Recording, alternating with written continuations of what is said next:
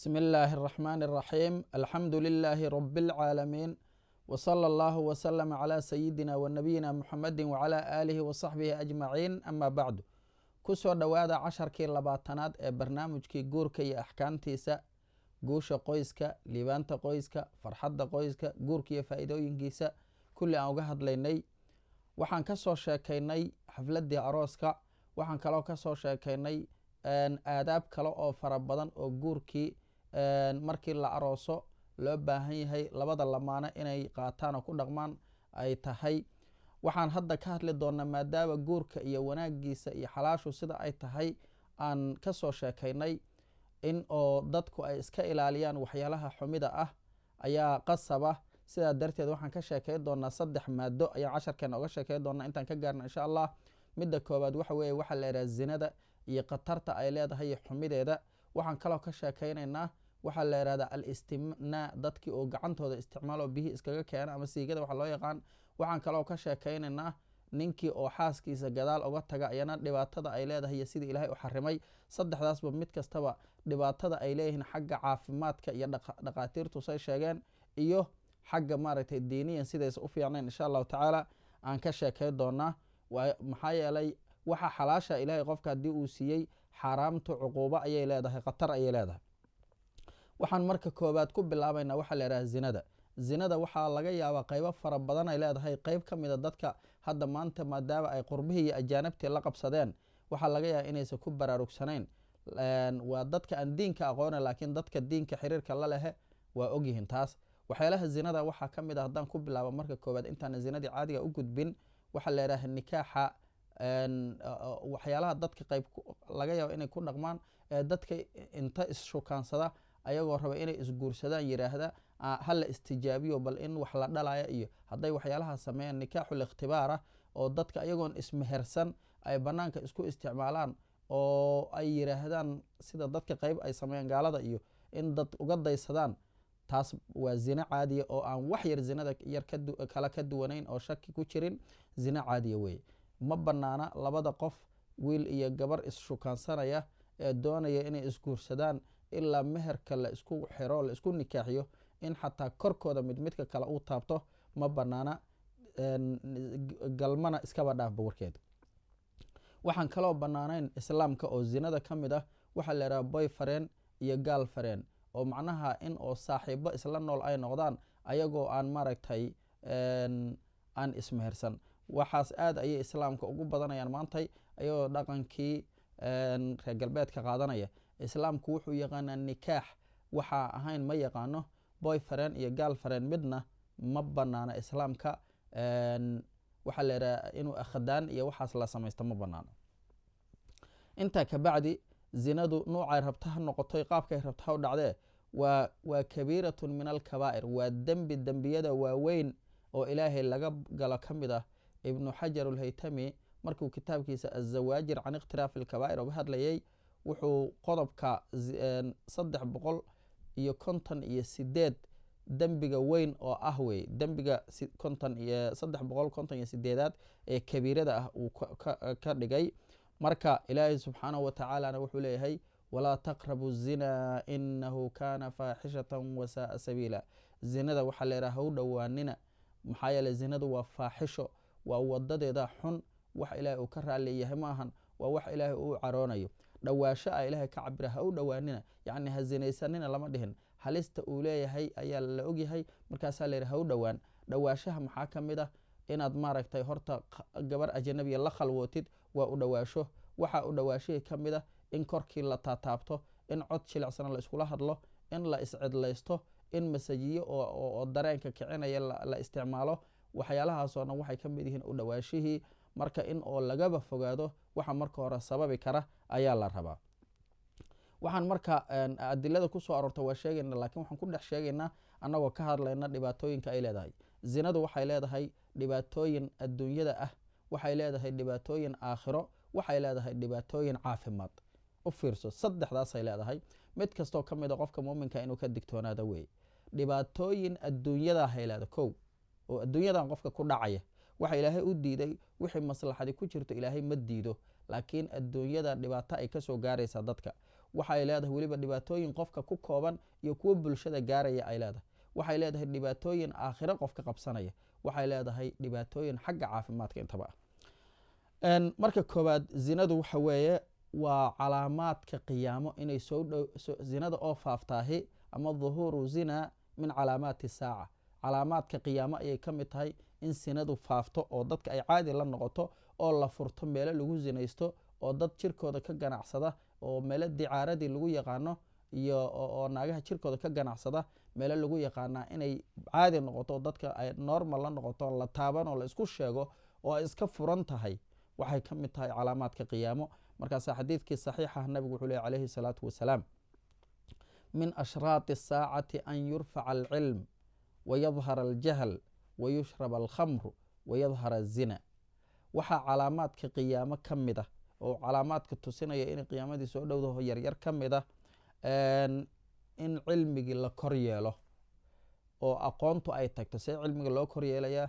dadka aqoonta rasmiga leh ayaa ilaahay qaadaya hoo dhimanaya. markaasaa nabigu leh calayhi salaatu wasalaam ina allaha laa yaqbidu alcilma intizaacan yantazichu min alcibaad.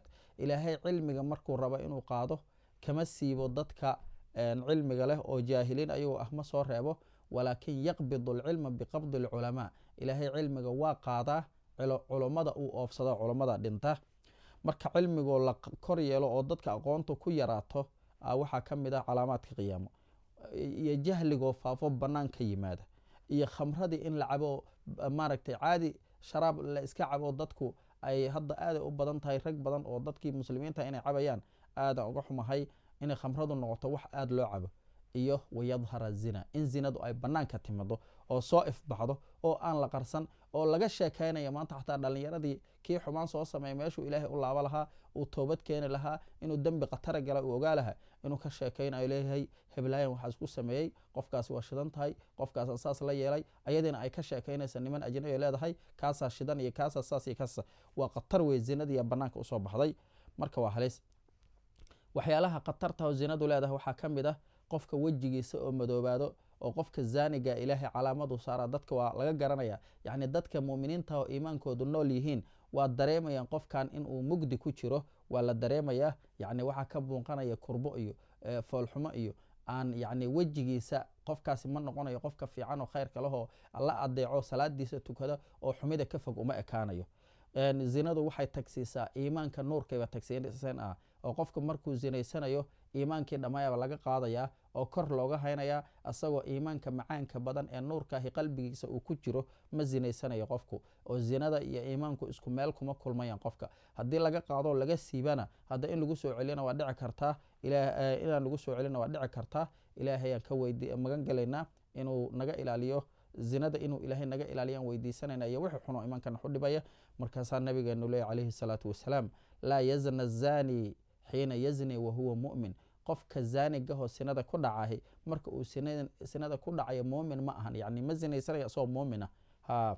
marka qofkaasi khatar wey. waxaa dhici kartaba in uu saa ku dhinto isagoon toobadkeena halis weye.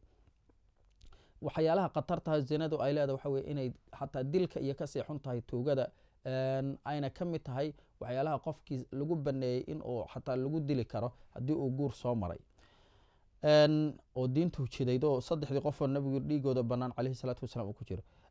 zinadu waxaa ka mid a waxyaalaha ay khatarta ku tahay qofka zaaniga ah inaan ilaahay ducadiisa ajiibeyn. qofka zinaystay hadduusan ka bixin oo uusan ka toobadkeenin oo ilaahay u laaban, si kale hadduu ilaahay u baryo waxyaalo kala weydiisto, ilaahay ducadiisa ma ajiibayo qofka zinada joogteeyo zinada daa'ima. marka qofkii ay ka dhacdo waa inuu ilaahay uga laabto. xadiid imaamu axmed uu soo saaraya imaamu tabari ayaa nabigu wuxuu leeyay calayhi salaatu wasalaam nabiga laga warinaya tuftaxu abwaabu الsamaa'i nisfa alleyl fayunaadii munaad hal min daacin fayustajaabu lah hal min saa'ilin fayucطى.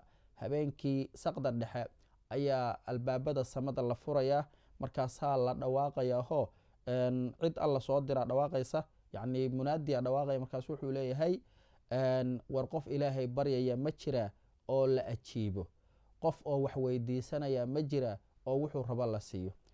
markaasaa waxaa laleeyahay haddana hal min makruubin fayufaraju canhu, war qof kurbaysan ma jira oo kurbada laga qaado. markaas qofkii soo jeeda ilaahay baryaya oo waqtigaa samadu furan tahay gacnaha taaganaya waa la ajiibaya. hadduu kurbaysan yahay ayaa kurbadii laga qaadaya. hadduu ducaysanaya ducadiisa la aqbalaya. hadduu wax weydiistaa wixii la siinaya. markaasaa nabigu wuxuu daba dhigay calayhi salaatu wasalaam falaa yabqى muslimu yadcuu bidacwatin ila stajaaba allahu caza wajala lah. qof muumina oo markaas ilaahay baryaya ma jiro. hadduu jirana ilaahay waa aqbalaya. qof kasta kii kurba haysoo kurba la fadhiya, kii guriga ku xunyaho qoyskii ama ninka ku xunya ama xaaska ku xunyaho ilaahay baryaya, kii awlaadu ku xunyaho ilaahay baryaya, kii duruuf kala haysato ilahay barya, kii kurba qof kasta la oya ilahay ka qaadaya. qofkii maaragtay wax weydiisanayo wax u baahan ilaahay waa siinaya. qofkii ducaysanaya ducadiis la aqbalaya. muxuu nabigu daba dhigay calayhi salaatu wasalaam ilaa zaaniyatan tascaa bifarjiha aw cashaara. markii laga reebo haweeney zaaniyada oo jirkeeda ka ganacsata ama midka cashaarka ah. u fiirsa marka waa laga soo reebay qofkii zaaniga ahaa zinada ku dhaqmayey oo tascaa bifarjiha nabigu yiri alayhi salaatu wasalaam waa ay jirkeeda ka ganacsataa. khatar wey oo la socotaa farjiga maahan qof mar kaliya ka dhacday oo ka toobad keenay. kaas marka waa qofkii hadduu ka toobad keeno ilaahay toobadda waa aqbalaa. khatar wey marka inaan iska ilaalino. waxaa ka mid a waxyaalaha zinadu ay leedaho khatartaa qofkii in ilaahay uu cadaabayo maalinka qiyaama wejigiisa la gubayo, cuquubo lagu ciqaabayo. qofkii zaaniga ahaa in meel oo tanuura oo meelaha dab ah lagu tuurayo ilaahay uu halkaas ku holcinayo ku gubanayo. nabigana waa tii la tusay calayhi salaatu wasalaam markii ru'yada lagu tusay xadiidkii bukhaariga ahaa dadka zaanigyaalka ah oo meel yacni tanuur ciriiriya ku jira oo hoosna ka weyn korna afkiisu ka yaryahay ayagoo lagu rido oo halkaas ku gubanayo holcaya. mar allaala marka ay soo bixi tagaanba ku laabanaya oo rag iyo dumar qaaqaawan ku jiraan. malaku jibriil markii uu weydiiyo maxayin dadkaas uu yirina wuxuu yidhi waa dadka zinaysto ragga iyo dumarka zinada ku dhaca weeye. waxaa ka mid a zinadu xumida ay leedahay dadkaasi naarta dhexdeeda aad ayay u urayaan oo urkoodu waa ka ur badan yihiin ahlu naarka kale. waxaa ka mid a zinadu xumida ay leedahay in qofka zinaysta ilaahay uu ka tirayo diiwaanka dadka daahiriinta ah ee baariyaalka abraarta ah. ilaahay uu ku qoro, ilaahayna uu ka cayrinayo ka saarayo dadka muuminiintaha doordoorhan kooxdooda uu ilaahay ka saarayo. waxaa ka mid a zinadu khatarta ay leedahay in oo aan ilaahay subxaanahu watacaala il naxariis uusan ku fiirinayn dadka zinaysta ee uu caradiisa ku fiirinayo. xadiidkii nabigu calayhi salaatu wasalaam uu warinayay noo sheegay saxiixu muslimka ahaa wuxuu yihi nabigu calayhi salaatu wasalaam halaaثatun laa yukalimuhum allahu yowma alqiyaamati walaa yuzakiihim walaa yanduru ilayhim walahum cadaabun aliim. 3 qof ilaahay subxaanahu watacaala maalinka qiyaama lama hadalo. hadal naxariisa laga wada, hadal kaloo cara waa lagula hadlayaa. ilaahayna ma dahiro dembigooda kama dahiro maadaama adduunyadii aysan dembigooda iska soo dahirin oo aysan toobad keenin. ilaahayna naxariis kuma eego, caradiisuu ku eegayaa, cadaab daranna waa leeyihiin. 3daas waa kuwee shaykhun zaanin wa malikun kadaab wa caa'ilun mustakbir. waxa weye midka koobaad waa qof waayeelaho duqah oo zinaysta. macnaha zinada mar kasta waa xaaraam, waana dembi weyn oo qofka iimaankiisa iyo diinkiisa wax u dhibaya. laakiin markay haddana qof waayeela uu noqdo ay kasii caro badan tahay. sababtuna waxa weeye shahwo ku kalifta ma jirto oo dhallinyaradii waxaa laga yaabaa shahwadii oo ku badan iyo xisaabtoodii oo maaragtay yar oo dareenku ka qaalib noqonaya asagoo isla waqti haysta toobad keenaya. waxyaalahaasoo dhan shaydaanku u qurxinaya. laakiin qof waayeelaho shahwadiisi yaraatay ee zinaystay waxa weeye waa khatar weye. waxaa laga yaaba xataa bulshada hadda inaa maqlaysid dad waaweynahoo ciroobay oo maaragtay ilmahoodii ay ilmo sii dhaleen laga yaaba awowayaal waaweyn inay yihiin in haddana lagu tilmaamayo zino oo qaarkood gabdho yaryar ay fasahaadinayaan. subxaana allah waa la arkay qurbaha wax kasta lagu arkay. bal waxaa qurbo kaliya maahna dalkii waxaa laga yaabaa oo ka jira rag oo xilal hayo waaweyn oo da-ah inay gabdho yaryar u isticmaalayaan xilkaas iyo lacag yar inay ku isticmaalayaan. waa khatar wey waxaas. ilaahay ha laga cabsado. marka waa shaykhun zaanin qof waayeelaho zinaysta wey. waa fitno khatar wey. ilaahay intaasoo wanaaga oo ma siinayo. qofka labaad waa boqor beenlow ah ama madaxweyne beenlow ah. wax beenta ku kalifaya ma jiraan. asagoo run sheegaya ayuuba dantuu leeya gaari karaa. wax been ku kalifaya ma jiraan. kan kale waa caa'ilun mustakbir qof faqiir ah haddana isla weyn. qofka waxaa laga yaabaa markuu dhaqaalo haysto xoogaa jeeb qoyan yahay in shaydaanku uu sheego inuu dadka iskala sareeyo oo kibir u galo. laakiin mid faqiirahoo baahan haddana isla weynanoo sifa xuna gashay cara gooniyuhu siilaya. waxaa ka mid a sinadu khatarta ay leedahay. qofka ilaahay subxaanahu watacaala jannada uu ka hoojinayo, jannadiisa ma arkayo haddii uu sinada banaysto xalaalaysto, xataa carafteeda ma helayo. haddii kalena yani haddaan ilaahay cafinuusa toobad keenin oo ka bixin, wuxuu noqonayaa dadka safka hore jannada gelaya kama mid ahan. waxaa ka mid a khatarta ay leedahay zinadu inay faafinayso awlaad wacalla ah oo hadhow aan naxariis lahayn. dadku markii ay aabba leeyihiin oo reer iyo dad ka soo jeedaan, dad naxariis lahay noqonayaan. laakiin haddii ay bulshadii ku bataan wacalku, qiyaamadiina waa soo dhowdahay, dadkaasina dadaan naxariis lahayn ayay noqonayaan. nasabkia baaba'aya, abtiriskiia baaba'aya, wadankii oo dhanaa rugmanaya. dadkii waxay noqonayaan dadkaasina dad ama maaragtay daroogada ku bata, ama maaragtay dilka ku bata, ama khayaanada ku bata, ama maaragtay dhibaatadoodu badan tahay. waxaa ka mid a khatarta zinadu ay leedahay ee weliba aan ku koobnayn qofka zinaysta. haddii zinadu faafto ee banaanka ay timaado, ummadaas ilaahay waxaa dhici karta inuu halaago. ilaahay wuxuu ugu hanjabay in oo maaragtay sida nabigu sheegay calayhi salaatu wasalaam, in oo ciqaab uu kusoo degi karo iyo burbur. maxaa yeele xadiidkii nabiga calayhi salaatu wasalaam noo sheegay ee imaam axmed soo saarayay, wuxuu nabigu yidhi calayhi salaatu wasalaam: laa tazaalu ummatii bikhayrin maa lam yafshu fiihim waladu zina. ummadaydu khayr iyo wanaag kama zuulayaan inta uusan ku faafin caruurta wacallada ah. haddii wacalladu ay bataan khatar wey. faidaa fashaa fiihim waladu zina fayuushiku an yacumahum allahu caza wajala biciqaab. haddii oo wacalladu ku bataan, caruurta aan aabbaha lahayn ay ku bataan, waxaaba khataraba in ilaahay ciqaab uu ku daboolo. ciqaabkaas cuduruu noqon karaa, abaaruu noqon karaa, madax daalimiinuu noqon karaa, sicir bararuu noqon karaa, dhibaatooyin fara badan ayuu noqon karaa, fatahaaduu noqon karaa, dalagii oo baabuu noqon karaa, hantidii oo baaba'day noqon kartaa, faqrigay noqon kartaa, ummado kaloo gumaystay noqon kartaa, dowlado kaloo qabsaday noqon kartaa, waxyaalo badanay noqon kartaa. ciqaaba soo gaaraya. qodobka waxaa zinada khatarta ay leedahay waxaa ka mid ah qofkii inuu markasta la kulmayo. ilaahay subxaanahu watacaala waa alla astura oo asmaadiisa ay ka mid tahay, yani ilaahay inuu bini aadamkiisa ceebahooda asturo. marka haddii oo ilaahayba uu bini aadamkii asturo, qofki markii xumaani marka dhacday laba ka dhacday, ilahay waa asturaya. laakiin haddii uu xumaantii joogtaystoo daa'imo, ilahay waa fadeexaynaya, banaankaa xumidiisu soo imaanaysa. marka qofkii xumidi marka uu joogtaysto, inuu ceeboobo, zinadii uu joogteeyo oo makhluuq hortiisa ku fadeexoba adduunyada dhexdeeda imaanaya.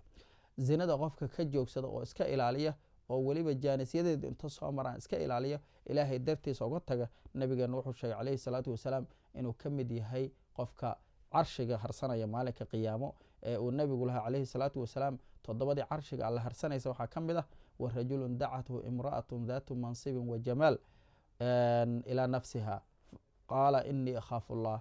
nin oo haweeney oo dad fiican ka soo jeeda, qurux kaliyana leh, ay ugu yeertay nafteeda ee yiri ilaahan ka cabsanaya. gabadhiina sidoo kale weeye, haddii nin oo dhan kastaba ka wanaagsan, yani qurux iyo hanti intaba haysta, uu ka dalbo zino ee ay tirahda ilaahayan ka cabsanaya, ayadana carshiga qiyaamo dadka harsanaya ayay ka mid noqonaysaa. marka haddii uu qofku ka fogaado zinada koritaankeeda, ilaahay dartiisa, ilaahay waa arsaaqaa, khayrka ayaa soo doonta, waa laga haybaystaa, nuur iyo iftiin ayaa ilaahay subxaana watacaala uu siiya. zinada qofku haddii uu ka joogsado, wuxuu ka badbaadayaa shidada qiyaamo iyo shidada adduunyo intaba. dhibaatooyinkuu ka badbaadaya, kurbadiisa alla faydaya. waxaana u daliila xadiidkii nabigu calayhi salaatu wasalaam, ninkii uu noo sheegay 3 nin ee godka galay, uu nabigu noo sheegay calayhi salaatu wasalaam. 3daas nin uu ka mid ahaa nin ina adeertiis jeclaa, gabadhii ina adeertiisa markii dambe ay ku abaari qabsatay iyo dhibaato iyo duruuf, inta u timid dhaqaalo weydiisatay, dhaqaalihiina uu siiyey, nafteedana uu ka dalbay, ayadoo marka aan asaga rabin, laakiin baahidu ay u geyday ay isku ogolaatay. marka uu doono inuu ku dhaco u galmoodana, tiri ilaahay ka cabso, faraatiga ha ku jebin, xaqiisa waxa ahayn, yani hayga zinaysan, haddaad iguursanaysa iguurso, laakiin haddii kala maya. markaas ayaa ninkii inta ka istaagay oo ilaahay ka cabsaday oo ilaahay xusiistay, maadaama layidhi ilaahay ka cabso, gabadhu ay ku tiri ilaahay ka cabso, waxa weeye alla ayuu ka cabsaday. laa tafudal khaatama ilaa bixaqi, yani cabsi alla weeye. markaasuu ninkii ka cabsaday lacagtiina u daayey iskana daayey markaasuu ilaahay baryo yiri ilaahu haddaan adiga dartaa uga tagay ilaahu kurbada naga qaad 3 nin oo godku kusoo dhagaxu ku dumay godka albaab ka xirmay markaasaa dhagaxdii qayb ka mid ah ayaa ka faydanto baryihiisi la aqbalo acmaashiisa wanaagsaneed oo ku tawasulay marka ilaahay waa aqbalaya qofka hadduu zinada iska ilaaliyo weliba qofka ay soo marto jaaniska u helay hadduu iska ilaaliyo ilaahay aqbalaya haddii qofku zinada uu macnaha uu ka fogaado waxaan idhi arsaaqdii wax dhan loo furayaa zinadu waxay ka mid tahay min akbar alkabaa'ir dembiyada ilaahay laga galo kuwa ugu waaweynay ku jirtaa haddana zinadu waxay sii xun tahay oo sii weyn tahay markii uu qofku ka zinaysto dariskiisa oo macnaha iyo ninka yacni dariskiisa xaaskiisa hadduu ka zinaysto iyo qof aaminay hadduu ka zinaysto xaaskiisa taasaa ka sii weyn wax kastaba yacni iyadoo zina ahay haddana sii kala daranta markaasaa nabiga calayhi salaatu wasalaam xadiidkii bukhaari iyo muslim ahaa waxaa la weydiiyey rasuulkii allow ayu dembi acdamu cinda allah dembiga yaa ugu weyn ilaahay agtiisa markaasuu nabigu yihi calayhi salaatu wasalaam an tajcala lilaahi niddan wahuwa khalaqaka inaa ilaahay u shariig yeeshid oo ilaahnimadkiisii aad cid kale la siisid oo aad acmaashiisii cid kale la wadaajisid asagoo ku abuuray ayaa ugu weyn dembi markaasaa iru yiri asxaabiga weydiinayay ina dalika lacadiim alla ilah kaasi waa weyn yah markaasaa ihi maxaa ku xiga markaasuu nabigu yihi calayhi salaatu wasalaam wa an taqtula waladaka takhaafu an yatcama macak waa inaad caruurkaaga dishid adigoo ka cabsanaysid inuu wax kula cuno oo khashyata imlaaq faqri ka baqayoo leh waxa aa haysata adii asaga inkuma filnaa kabacdi waxaan idhi maxaa ku xiga markaasuu nabigu yihi calayhi salaatu wasalaam an tuzaaniya xaliilata jaarika inaad la zinaysatid oo ku dhacdid oo ka zinaysatid xaaska ninka dariskaaga ah dariskaaga xaaskiisa inaad gaadidoo ka zinaysatid taasaa ayana dembiyada ugu waaweyn marka khatar weeye ayadoo zinadu ay weyn tahay ayaa haddana kaas uu sii weyn yahay qofkii ku aaminay maalanba hadduu qof safar ku maqan yahay hadduu hawl kale ku maqan yahay reerka uu kaaga tagtay caawi uu ku yiro maalanba aad daris la tahay ee aad u dabamaraysid ayaa ka mida zinada khatarta ugu khatarta badan oo halista ah markaasaa nabigu calayhi salaatu wasalaam wuxuu leeyahay markii asxaabtii ay jihaadka aadaan ee qaybina jihaadka aadaysa qaybana qoysaska lasii joogayeen oo u ciidaminayeen kuwa qoysaska lasii joogahay haddii ay u dabamarayaan oo xumaan sameeyaan dembiga ay leeyihiin oo nabigu noo tilmaamay calayhi salaatu wasalaam waxaana la mid a qof kastoo ku aaminay ee reerkii kaaga tagtay ee ku yiri macnaha war iisii ciidamayo caawi cidda haddaad khayaantida la mid a markaasuu nabigu leey calayhi salaatu wasalaam xurmatu nisaa'i almujaahidiina cala alqaacidiina ka xurmati ummahaatihim ragga mujaahidiinta ah ee jihaadka aaday kuwa oo aan aadin dumarkoodu waxay xaaraam ka yihiin dadka oo jooga oo aan jihaadkii aadin sida hooyooyinkooda uga xaaraan yihiin oo kale waa khatar weeye wamaa min rajulin min alqaacidiina yakhlufu rajulan min almujaahidiin fii ahlihi fayakhuunuhu fiihim haddii nin oo dadkii joogay ee maaragtay aan bixin ka mid ah uu nin uga tagto mujaahidiintii ka mid ahi gurigiisa uga tagto ee uu yidhaahdo ii waardiye ee uu khayaano markaas zina iyo uu kula dhaqmo haddii saasba uu sameeyo ilaa wuqifa lahu yowma alqiyaama maalinka qiyaamaha loo soo taagaya faya'khudu min camalihi maa shaa markaasuu camalkiisii wuxuu uu doona ka qaadanaya ka qaadan le acmaashaadii markaasuu nabigu yihi calayhi salaatu wasalaam famaa danukum waa xadiid saxiix muslima maxaa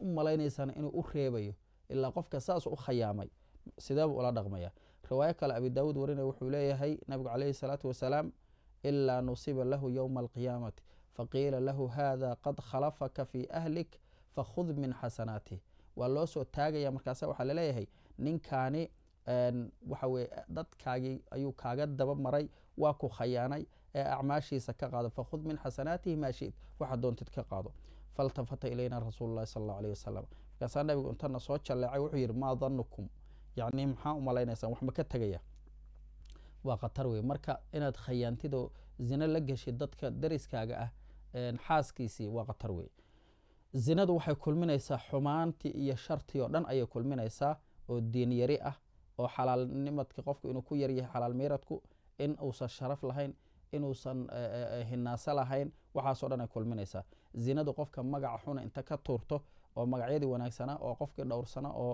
lagu yaqaanoo dhan ayaa dadku waxay u bixinayaan magaco xuno faajir inuu yahay faasiq inuu yahay zani inuu yahay khaa'in inuu yahay marka ilaahay hanaga ilaalisho waxyaalahaas oo dhan in dadku ay zinada ka fogaadaan weye nabigu wuxuu tilmaamay calayhi salaatu wasalaam qofka zinaysta ilaahay agtiisa inuusan waxba ka ahayn markaasaa nabigu calayhi salaatu wasalaam wuxuu leeyahay ayuma imra'atin dakhalat calaa qowmin man laysa minhum gabadhii u keenta qabiil ama dad qofaan ka mid ahayn macnaha cunugay ninay la seexata cunugay u dhashay markaasay u tiiriday ninkeedii oo layidhi ninkaasaa dhalay cunugaas usoo gelis falaysat min allahi fii shay ilaahay agtiisa waxba kama ahan qofkaas waa ahlu naar walan yudkhilaha allahu jannatah ilaahay jannadiisa ma geliyo gabadhaas wa ayumaa rajulin jaxada waladahu wahuwa yanduru ilayh ixtajaba allahu minhu wafadaxahu calaa ru'uusi alkhalaa'iqi min alawaliin waalaakhiriin ninkii caruurkiisa dafirana isagoo og cunugiisa inuu dhalay qofkii dafiro diido yidhaa ma dhalinna isagoo eegayo u jeedo og inuu yahay caruurkiisii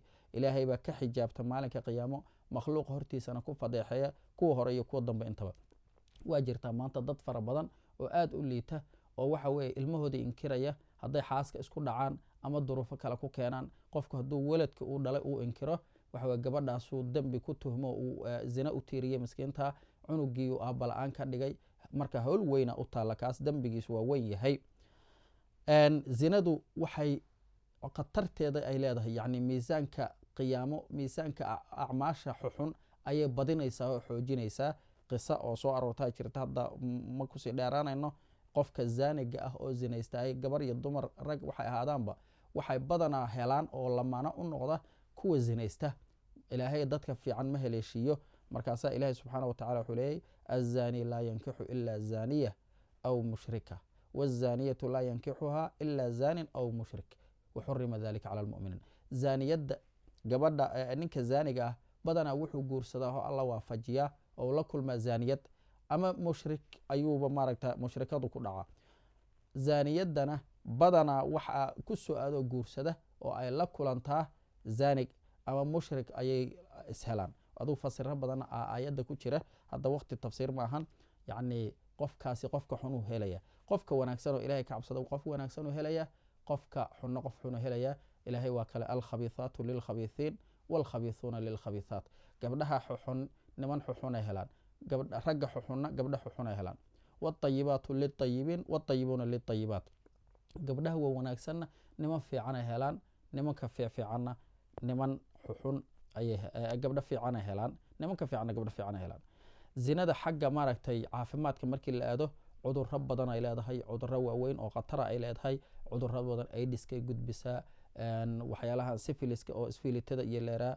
jabtooyinka aad cudurro u fara badan ayay leedahay oo dhakhaatiirtu sheegaan waxaasay sii kala gudbinaya maxaa yeele qofka zaaniga hal lamaana kuma ekaysanayo waa khatar weeye weliba cudurrada ay leedahay yacni waxaa imaanaya bulshadu haddii ay ku dhex faafta zinadu in ilaahay cudurro uu keeno sida nabigu uu yihi calayhi salaatu wasalaam lam tadhar ilfaaxishatu fii qowmin qad ilaa xataa yuclinuu biha ilaa fashaa fiihim adaacuun waalawjaacu alatii lam takun madad fi aslaamihim aladiina madow nabig wuxuu ley alayhi salaatu wasalaam haddii faaxishada iyo macaasida iyo zinada iyo qowmuluudnimadku dadka ay ku dhex faafaan oo ay muujistaan yacni caadi laga dhigto wax sharciya wax nidaama oo aan dhib lahayn meel kasta loo furto daacuunka ku faafa cudurrada khatarta oo dilaaga ah iyo cudurrada aan ummadihii hore ku dhicin oo dhan ayaa ku faafaya aidis ha ahaato kansar ha ahaato cudurro fara badan ayaa ahaa jabta ha ahaato ama waraabow ha ahaato isfilit cudurro iyo waxyaalahaasoo dhan ku faafa oo nabigu leh alayhi salaatu wasalaam ilahay naga xifdiyo zinada allahana ilaaliyo annaga allahana ilaaliyo ilmaheenna allah noo ilaaliyo xaasaskeenna allah noo ilaaliyo qaraabadeena allah noo ilaaliyo waxaa ogaataa qofkii ka zinaysta nin islaameed xaaskiis ama dad kale asagana kuwiisa ayaa ku dhacaya khatar weeye aan iska ilaalino hadda waxaan si kooban uga hadli doonaa waxyaalaha zinada la yidhaha kuma koobna taas farjiga kaliya waxaa soo gelaya ishiya zinaysata waa fiirada gacantiya zinaysata waa taabashada carabkiya zinaysta waa hadalka sida xadiidka saxiixa nabiga ku sheegay alayhi salaatu wasalaam naftiina markaasay ishtaahaynaysaa farjig waa u rumaynaya ama waa ku beeninaya yacni zina waxaa looga cabiray waa xaaraan ee maahan zinadii heerkooda inay gaarayaan marka cudurro fara badan oo intaas lagu soo koobin ay leedahay waxaan hadda si kooban u sheegaynaa waxaa xaaraan oo aan la ogolayn oo masalada labaad oo casharka uga hadlayna waxaa la yidhaahdo alistimnaa bilyad yacni qofki inuu siigaysto lama ogola oo uu gacantiisa isticmaalo guur ha haysto yuusa haysan midna lama ogola taas maxaa yeele ilaahi subxaana wa tacaala markuu leeyahy waladiina hum lifuruujihim xaafiduun ila calaa aswaajihim aw maa malakat aymaanuhum fainahum hayru maluumiin faman ibtaqaa waraa'a dalika faulaika hum alcaaduun waxaa ka mida dadkii muuminiintaha qad aflaxa ilahay ku tilmaamayay kuwa farjiyadooda xifdiya oo ka ilaaliya waxaan xaasaskoodii ama lamaanahoodii ahayn ama addoomahoodii qofkii kuwaas macnaha kuwooda laguma haysto laakiin qofkii dhaafa oo intaas dhaafa zinadii ha ahaato gacantii isticmaal ha ahaato qowmuluudnimadka ha ahaato dembigaas ugu dhacaya marka ayadana waxyaalaha siigada loo yaqaano gacanta la isticmaalo waxa weeye dhakhaatiirta qayr ka mida cuduray ka sheegeen inkastoo la isku raacin laakiin waxay leedahay waxyaalo kale oo fara badan oo la isku raacsan yahay diiniyan aada u xun cudurada laga sheegay waa badan yihiin brosteta laga sheegay in kaadimareenada ay wax gaari karaan qofka haduu jooga laga sheegay adii cudurraa laga sheegay calaa kulli xaal laakiin la iskuma raacsana waxaa la isku raacsan yahay oo laakiin culummadu ka hadleen waxa weeye yani dhanka kale diiniyan inay waxyaalo fara badan oo liidasho ah ay leedahay oo qofka soo gaari kara oo aan alla ka wax alla uusan ka raalli ahayn maadaama qofka uu ku dhaco joogteeyey ay taas tusinaysa weliba adraar nafsiya yani xanuuna nafta ah ay leedahay qofkiioo liidnaan iyo hooseyn dareema maxaa yeele waati imaam qurdubi uu tafsiirkiisa ku lahaa waxaas siigaysigu waa ceeb qofka liitay ceeb ku tahay qof kaloo weyn sidee ka waran marka makaarim alakhlaaq kama mid ahan qofkii isu carooda asaga laftigiisa asagoo munaafaqnimo dareema ayadoo qofki uu markii ay waxaas biyahaas ka soo baxaan laftigiisa walwalo dareemo kurbo hadda qofkii iimaan u baaqiyaha laga hadlaya kurbo dareema maadaama biyihiisi uu si xaaraana ku bixiyey inuu qofkii isku xishoodo walwaliyo kurbo inuu markasta ku jiro laakiin nafta iyo shaydaanka waxyaalahaas ay maaragtay ku tashkiilinaya marka calaa kulli xaal waxyaala fara badan caafimaad ahaana waa looga hadlay inay ku dhici karto qofka dhanka kalena wax badan qodobo badana looga hadlo hadda casharkeena aana kusii faahfaahi karin inuu qofku iska ilaaliyo waa xaaraan cad oo aan shaki ku jirin ilaahayna hanaga ilaalisho masalada casharkeen aan kusoo gabagabayna waxa weye qowmuluudnimadka taas ayadana islaamku ma qabo mana banaana waxaana diinteennu ay sheegtay qur-aankeenu noo cadeeyey ninku xaaskiisi inuu uga tago meeshii ilaahay ugu talagalay inuu ilahay uga tago fa'tu xarthakum ana shi'tum haddii uu gadaal uga tago gabadho inay isku ogolaato maahan dhowr xadiid horena oo kusoo sheegnay hadday isku ogolaatana dembigay kula jirtaa ayadana cuduro fara badan ayaa la sheegay inay laga qaadaan oo macnaha dhakhaatiirtu caddeeyeen waxaa oo cudurada waaweyn weliba ka mid a sida aidiska iyo waxyaalo kaloo fara badan laakiin cuduradaasna waa meesheeda dhanka kalena diiniyan waa kabaa'irta dembiyada waaweyn ay ka mid tahay oo daacada xataa qofka hor istaagaya akhlaaq ahaanna waa ay dhib badan tahay oo akhlaaq ahaan qofkii dabeecad xumo ku dhacda iyo qalbigoo qalala iyo iimaan la-aan iyo wejigoo madoobada iyo ninnimadkiisiyo qofka dhinta iyo muru'adii oo ka tagta iyo xishoodkii oo ka taga iyo wixii xumaa inay faafaan oo ku raali noqdo bini aad ahaan bulsho ahaanna dhibaatooyinay leedahay oo ay ka mid tahay in khayrkii iyo barakadii tagto maxaa yeelay waxay ka mid tahay faaxishadii nabigu yidhi hadday faafto cudurraa imaanaya iyo daacuun ay ka mid tahay cuqubaadka alla uu soo dego qoysaskiioo burbura bulshadiiyo maaragta isnacda sharaftiioo la waayo aa ka mid ah dhibaato dhaqaalee leedahoo qofkii inuu ku bixiyo shahwaadkiisii suu u gaari lahaa inuu qarash ku bixiyo oo waxyaalaha suu ugu gaari lahaa aa ka mid a dhibaatada dhaqaale yeelanayso waxaa ka mid a dhibaato oo nafsiyahay leedahoo qofkiioo cabsada iyo qofkiioo cidlo dareemo iyo qofkiioo walwala iyo qofkiioo korbo joogtaa ku jira iyo qofkiiyo dabeicadiis isbadbadasho iyo qofkiiyo qarow iyo balaayo iyo waxyaala fara badan ku dhacan ay leeyihiin waxyaalahaas laga aruriy adigu asbaab aad u fara badan iyo cuduro aad u fara badan ayay leedahay iyadana ilaahay hanaga xifdiyo bulshadeenna dhanna allah noo xifdiyo dad wada nadiifa ee wadadii xalaasheeda ilaahay noo jiday ee guurkaa ku dhaqman allah naga dhigo intaas casharkeena ku koobana wabilahi towfiiq wassalaamu calaykum waraxmatullahi wabarakaatu